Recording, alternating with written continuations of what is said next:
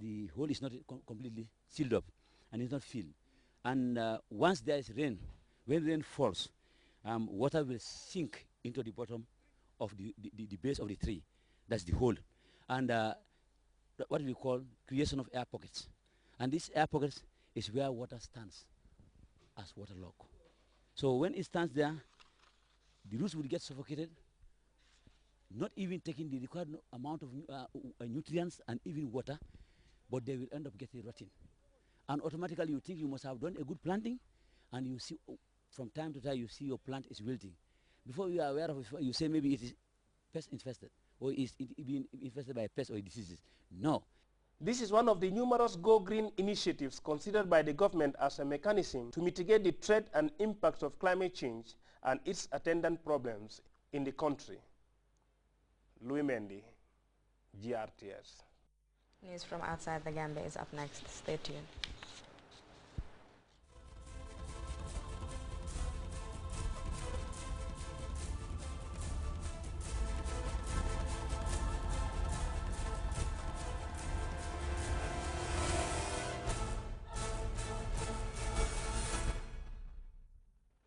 Welcome back. A suspected car bomb in Pakistan's Balochistan region has killed at least 11 people and left many more with injuries. The volatile region has seen a spate of vicious sectarian violence in recent times, and another suicide bomber blew himself in front of the Chechnyan parliament. The restive Russian enclave is no stranger to violent attacks by militants in the Caucasus region. We have details of these stories and others in this roundup of news.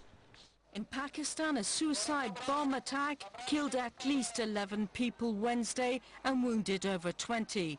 The car bomb exploded next to a mosque in the city of Quetta, where prayers marking the end of Ramadan were taking place. Quetta is the capital of Pakistan's Balochistan province, where there's been a surge in violence linked to a separatist insurgency, sectarian clashes and Taliban militants. 3 suicide attacks in Chechnya Tuesday killed 8 people and wounded more than 20. The attacks took place close to the Chechen parliament in the capital Grozny. One of the suicide attackers set off a bomb as police tried to arrest him. 2 other suicide bombers detonated the explosives as more police arrived. The attack came as Chechens were celebrating the end of Ramadan. Russian Prime Minister Vladimir Putin smiles with satisfaction thanks to a new energy deal between Russia's Rosneft and the US oil company ExxonMobil. The new alliance provides the Russian company with joint exploration opportunities in North America, in Texas and the Gulf of Mexico. The 2 companies will invest $3 billion in developing oil and gas reserves in the Russian Arctic, opening up one of the last drilling frontiers. In Spain, over 1,000 protesters from the indignant movement demonstrated Tuesday in Madrid against a government plan aimed to cap the budget deficit. The Spanish parliament has voted in favor of limiting the budget deficit in order to guarantee budget stability. The parliamentary procedure could mean the so-called golden rule could become part of the constitution by next week. Spain is seeking to slash its budget deficit to 6%. Libyans from all walks of life gathered in Tripoli's Martyrs Square to mark the Muslim feast of Eid al-Fitr, for the first time without Colonel Muammar Gaddafi as Libyan leader. Thousands rejoiced at the newfound freedom the people of Libya are enjoying. Many celebrants turned up at the square carrying Libya's new flag. Meanwhile, attempts to reach a peaceful conclusion to the standoff between troops loyal to Colonel Gaddafi and rebel fighters in the town of Sirte is showing no signs of progress. Gaddafi fighters have vowed to defend one of their last key remaining strongholds. More details in this report. Libya's new flag floated over Tripoli as tens of thousands of Libyans gathered Wednesday to mark the Muslim feast of Eid al-Fitr. Men, women and children poured into the capital's main square, what used to be called Green Square and has now been rebaptized Martyrs Square since the rebels captured the capital. With the very first Eid being celebrated without Muammar Gaddafi, a new era has begun in Libya. The Eid is perfect, thank God. We have 2 celebrations, the blessed Eid al-Fitr and a celebration of happiness after we got rid of the tyrant and won our freedom. We are free. This free Libya. We are free. This freedom. We got rid of him. Now we got rid of him. No more Gaddafi today. No more Gaddafi today. Further east in the town of Zawiya, where rebels had fought pitched battles with Gaddafi forces, traffic has resumed. Vehicles are stopped and checked as they enter the city. But despite the tension, there is an atmosphere of celebration here. The country, however, is still at war and still in mourning for the thousands that lost their lives in the conflict, 50,000 according to the rebels. Meanwhile, the rebels are advancing towards Gaddafi's hometown of Sirte, the last pocket of resistance of his loyalists. But the rebels say their primary goal is to catch Gaddafi, whose whereabouts still remain a mystery. The news continues in a moment after the short break.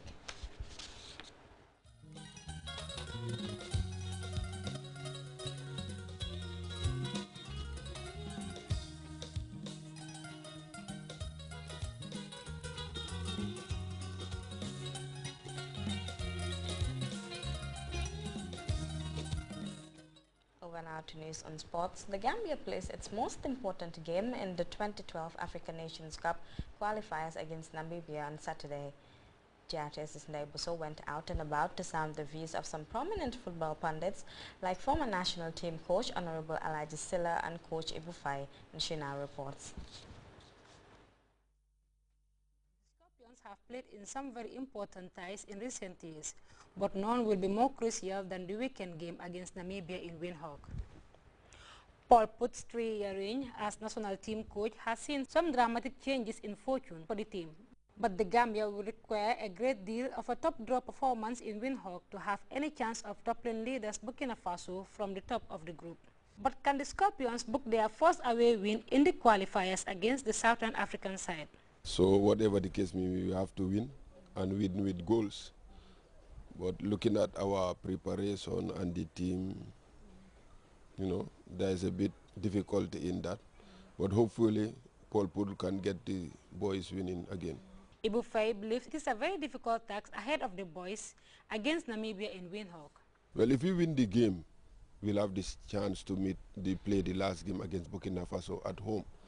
And that will give us the opportunity to go to that match with full confidence, knowing that winning that game will give us 9 points and hoping that we can qualify even either first or second. If we lose the game, the chances are very slim for us to qualify. Alaji Silla, who knows all about the pressure of leading a national team in crucial games, says it is crucial the Scorpions pick the right results on Saturday. Winning this game will surely prepare the team ahead of the all-important clash against group leaders Burkina Faso. We are preparing for Namibia. Let's beat Namibia, then we have 6 points. Now, then if Burkina comes, if we beat them, let's remember that the last Cup of Nations, the reason why I didn't qualify is it was not to our advantage. We were 4 in the group. So when we were deducted 6 points, the home and away match for Liberia, we were deducted 6 points. So we are only left with 4 points. But this time around, and then the person with the most points normally qualifies. So this time around, even if we beat Burkina 1-0, for me the goal difference doesn't matter. Let's remember that there are other zones whereby they will be deducted these points. So for us, no deduction. So 9 points will be quite enough to take us to the Cup of Nations. Pap said, an active journalist, said that morally and mentally, the boys are up to the task as they aim to collect maximum points. The veteran sports journalist was quick to add that it is also important for the team to consider Namibia's state of mind. With determination and commitment, the team, the players should play as a team. Collective play, with that cohesion, we can make it because we have very good, talented players. We can be optimistic with their talents. They can make it. We have a very good coach. And Namibia also is not a bad team in the sense that they have participated in the African Cup of Nations finals. The trio also believes the boys will at the end of the day put in a respectable performance, judging by their last outing against